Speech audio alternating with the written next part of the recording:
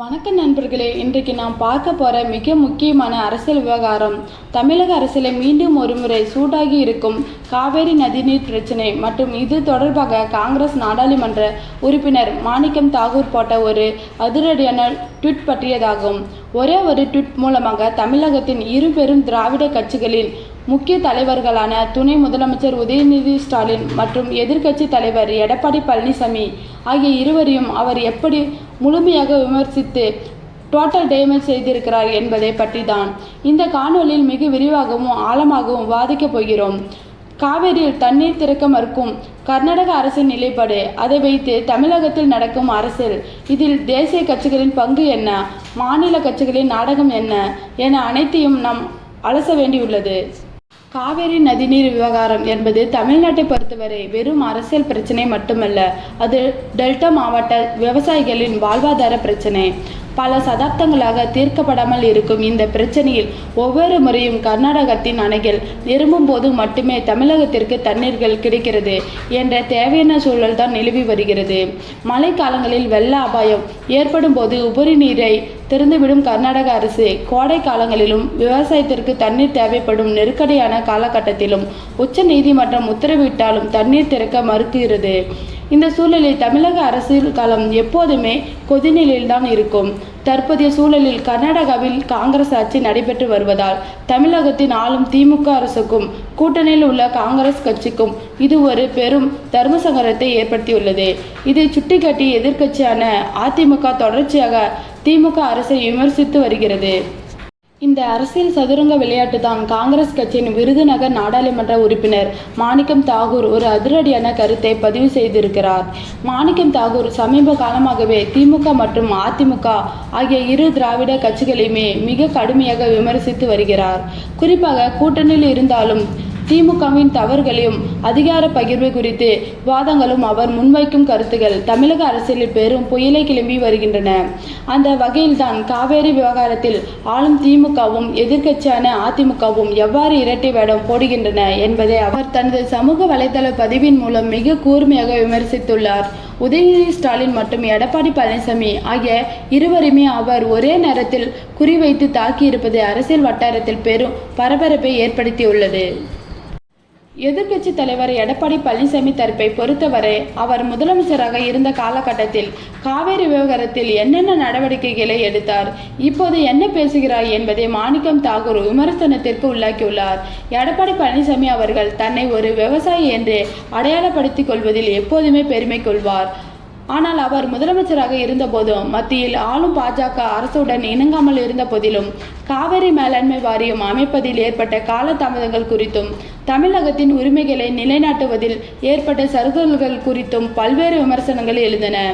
இப்போது எதிர்க்கட்சி வரிசையில் அமர்ந்திருக்கும் அவர் திமுக அரசு கர்நாடகா காங்கிரஸ் அரசிடம் மண்டியிட்டு விட்டதாக கடுமையாக குற்றச்சாட்டியிருக்கிறார். திமுக கூட்டணியில் காங்கிரஸ் இருப்பதால் கர்நாடக முதலமைச்சர் சித்தராமையாவிடம் உரிமையோடு தண்ணீர் கேட்க திமுக தயங்குகிறது என்பதே அதிமுகவின் பிரதான குற்றச்சாட்டு. ஆனால் எடப்பாடி பழனிசாமி இந்த குற்றச்சாட்டில் உண்மை இருக்கிறதா அல்லது இது வெறும் அரசியல் லாபத்திற்கான விமர்சனமா என்பதை மாணிக்கம் தாகூர் தனது ட்வீட் மூலம் தோலுரித்து காட்டியுள்ளார். மறுபுறம் திமுகவின் முக்கிய தலைவராகவும் தமிழக அரசின் துணை முதலமைச்சராகவும் பொறுப்பேற்றுள்ள உதயநிதி ஸ்டாலின் மீதும் மாணிக்கம் தாகூரின் விமர்சன அம்புகள் பாய்ந்துள்ளன. உதயநிதி ஸ்டாலின் இளைஞர் அணி செயலாளராகவும் அமைச்சராகவும் பொறுப்பேற்ற பிறகு பல்வேறு அதிரடி நடவடிக்கைகளை எடுத்து வருகிறார். ஆனால் காவேரி நதிநீர் உரிமை போன்ற மாநிலத்தின் வாழ்வாதார பிரச்சனைகளில் அவர் எந்த அளவுக்கு ஆழமான புரிதலுடனும் உறுதியுடனும் செயல்படுகிறார் என்ற கேள்வி எழுப்பப்படுகிறது. கர்நாடகாவில் காங்கிரஸ் ஆட்சி அமைந்த பிறகு இரு மாநிலங்களுக்கு இடையிலான உறவில் சுமூகமான சூழல் நிலவும் என்ற எதிர்பார்க்கப்பட்ட நிலையில் கர்நாடக அரசு தமிழகத்திற்கான தண்ணீரை திறக்க மறுப்பது திமுக கூட்டணிக்கு பெரும் பின்னடைவாகவே பார்க்கப்படுகிறது. இந்த விவகாரத்தில் உதயநிதி ஸ்டாலின் போன்ற இளம் தலைவர்கள் இன்னும் வீரியமாக செயல்பட வேண்டும். வெறும் அறிக்கையாக இல்லாமல் களத்தில் இறங்கி விவசாயிகளுக்கான உரிமைகளை நிலைநாட்ட வேண்டும் என்ற எதிர்பார்ப்பு பொதுமக்களுக்கிடையே இருக்கிறது. இதனை சுட்டிக்காட்டிய மாணிக்கம் தாகூர் திமுகவின் மென்மையான நிலைப்பாட்டை கடுமையாக சாடியுள்ளார். மாணிக்கம் தாகூரின் இந்த ஒரே ட்வீட் தமிழக அரசியல் களத்தில் பல கேள்விகளை எழுப்பியுள்ளது. தேசிய கட்சிகளான காங்கிரஸ் தமிழகத்தின் திமுகவுடன் கூட்டணியில் இருந்தாலும் கட்சியின் நலனையும் மாநிலத்தின் நலனையும் கருத்தில் கொண்டு துணிச்சலாக குரல் கொடுக்க தொடங்கிவிட்டதா என்ற விவாதம் கிளம்பியுள்ளது. சமீபத்தில் தமிழக அரசில் காங்கிரசுக்கும் அதிகார பகிர்வு வழங்கப்பட வேண்டும் என்ற கோரிக்கையை மாணிக்கம் தாகூர் மிக ஆணித்தரமாக முன்வைத்தார். திமுகவின் தவறுகளுக்காக பழியை காங்கிரஸ் கட்சி சுமக்க தயாராக இல்லை என்று அவர் வெளிப்படையாக கூறியிருந்தார். இத்தகைய பின்னணியில்தான் காவேரி விவகாரத்திலும் அவர் திமுக மற்றும் அதிமுக ஆகிய இரு கட்சிகளுமே விவசாயிகளின் நலனை விட தங்களின் அரசியல் லாபத்திற்கு முன்னுரிமை அளிக்கின்றன என்பதை சுட்டிக்காட்டியுள்ளார். அதேபோல எடப்பாடி பழனிசாமி தரப்புக்கும் இந்த விமர்சனம் ஒரு பெரும் சவாலாக அமைந்துள்ளது. அதிமுக தனது அரசியல் எதிரியான திமுகவை வீழ்த்த காவேரி விவகாரத்தை ஒரு முக்கிய ஆயுதமாக கையில் எடுத்தாலும் கடந்த காலங்களில் அவர்கள் செய்த தவறுகளையும் மத்தியில் ஆளும் பாஜக அரசிடம் அவர்கள் காட்டிய மென்மையான அணுகுமுறையும் மக்கள் இன்னும் மறந்துவிடவில்லை. காவிரி டெல்டா மாவட்டங்களே பாதுகாக்கப்பட்ட வேளாண் மண்டலமாக அறிவித்த பெருமை எடப்பாடி பழனிசாமிக்கு இருந்தாலும் தண்ணீர் பெற்று தருவதில் அவர் காட்டிய தீவிரம் போதுமானதாக இல்லை என்ற விமர்சனம் எப்போதுமே உண்டு. இத்தகையதான் மாணிக்கம் தாகூர் தனது ட்விட்டில் அதிமுகவின் போலியான அக்கறையை அம்பலப்படுத்தும் விதமாக குறிப்பிட்டுள்ளார். உதயநிதி ஸ்டாலினை பொறுத்தவரை அவர் எதிர்கால தமிழக முதலமைச்சராக முன்னிறுத்தப்படும் நிலையில் இதுபோன்ற சிக்கலான மாநிலங்களுக்கும் இடையிலான நதிநீர் விவகாரங்களில் அவர் தனது நிலைப்பாட்டை மிக தெளிவாகவும் உறுதியாகவும் வெளிப்படுத்த வேண்டிய கட்டாயத்தில் உள்ளார். மாணிக்கம் தாகூரின் விமர்சனம் அவரை எந்த அளவுக்கு பாதித்திருக்கும் என்பது ஒருபுறம் இருந்தாலும் இது திமுக தலைமைக்கு ஒரு மறைமுக எச்சரிக்கையாகவே பார்க்கப்படுகிறது. கூட்டணியில் இருந்தாலும் மக்கள் பிரச்சனைகளில் தாங்கள் அமைதி காக்க போவதில்லை என்பதை காங்கிரஸ் கட்சி உணர்த்த தொடங்கியுள்ளது. இது வரவிருக்கும் 2026 சட்டமன்ற தேர்தலுக்கான அரசியல் யூகத்தின் தொடக்கமா என்ற கேள்வியும் அரசியல் பார்வையாளர்களிடையே எழுந்துள்ளது. டெல்டா விவசாயிகளின் தற்போதைய நிலை மிகவும் பரிதாபமானது. குறுவை சாகுபடி தொடங்கி சம்பா சாகுபடி வரை ஒவ்வொரு காலகட்டத்திலும் அவர்கள் தண்ணீருக்காக வானத்தையும் கர்நாடகா அணைகளையும் பார்த்து காத்திருக்க வேண்டியுள்ளது. பல லட்சம் ஏக்கர் விவசாய நிலங்கள் தண்ணீரின்றி கருகும் அபாயத்தை எதிர்கொள்ளும் போதெல்லாம் அரசியல் கட்சிகள் ஒருவரை ஒருவர் குறை கூறுவதிலே காலத்தை வீரியம் செய்கின்றன. ஆளும் கட்சி எதிர்கட்சிகளை நோக்கியும் எதிர்கட்சி ஆளும் கட்சியை நோக்கியும் விரல் நீட்டி இந்த வாடிக்கையான அரசியல் நாடகத்தை தான் மாணிக்கம் தாகூர் தனது பதிவின் மூலம் உடைத்தெறிய முயன்றுள்ளார். இரு திராவிட கட்சிகளுமே மாறி மாறி ஆட்சி செய்து வந்தாலும் காவேரி பிரச்சனைக்கு ஒரு நிரந்தர தீர்வை எட்டுவதில் போதிய அழுத்தம் கொடுக்கவில்லை என்பதே பலரின் நடுநிலையான கருத்தாக உள்ளது. இந்த ஒட்டுமொத்த அரசியல் சலசலப்பில் நாம் கவனிக்க வேண்டிய ஒரு முக்கிய புள்ளி நதிநீர் விவகாரங்கள் எப்போதுமே தேசிய அளவிலான அரசியல் நகர்வுகளோடு பிணைந்துள்ளன என்பதே. கர்நாடகாவில் ஆளும் எந்த கட்சியாக இருந்தாலும் அது காங்கிரஸ் கட்சியாக இருந்தாலும் சரி பாஜகவாக இருந்தாலும் சரி அவர்கள் தங்கள் மாநில விவசாயிகளின் நலனை காப்பதிலும் தங்கள் வாக்கு வங்கியை தக்க வைத்துக் கொள்வதிலும் குறியாக இருப்பார்கள்.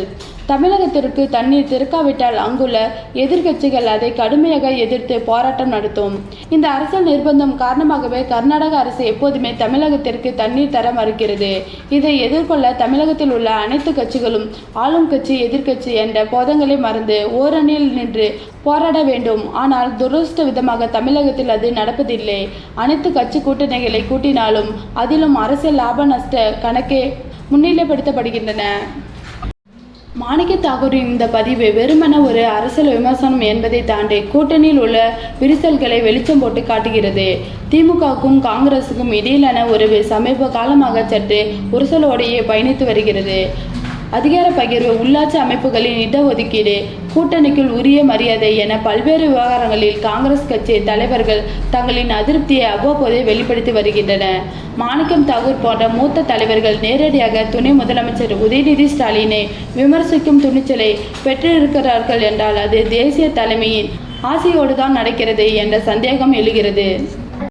இறுதியாக இந்த விவாதத்தின் மையப்புள்ளி டெல்டா விவசாயிகள் தான்.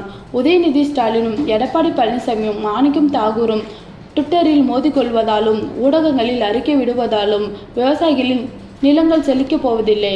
வாடிப்போன பயிர்களுக்கு தேவை அரசியல் தத்துவங்களோ குற்றச்சாட்டுகளோ அல்ல, காவேரி நீர்தான். அரசியல்வாதிகள் தங்களின் ஈகோகளையும் வாக்கு வங்கி அரசியலும் ஓரம் கட்டிவிட்டு உச்ச நீதிமன்ற தீர்ப்பின்படி தமிழகத்திற்கான தண்ணீரை பெற்று தருவதற்கான சட்ட ரீதியான மற்றும் அரசியல் ரீதியான அழுத்தத்தை ஒருங்கிணைத்து கொடுக்க வேண்டும். மாணிக்கம் தாகூரின் இந்த அதிரடியான ட்வீட் இரு திராவிட கட்சிகளையும் தங்களின் பொறுப்பை உணர்த்தும் செயல்பட தூண்டுமா அல்லது வெறும் அரசியல் சலசலப்பாகவே கடந்து செல்லப்படுமா என்பதை நாம் பொறுத்திருந்துதான் பார்க்க வேண்டும். இது தொடர்பான உங்களின் கருத்துக்களையும் டெல்டா விவசாயிகளின் தற்போதைய நிலை குறித்து உங்களின் பார்வைகளையும் கமெண்ட் பகுதியில் மறக்காமல் பதிவு செய்யுங்கள். நன்றி.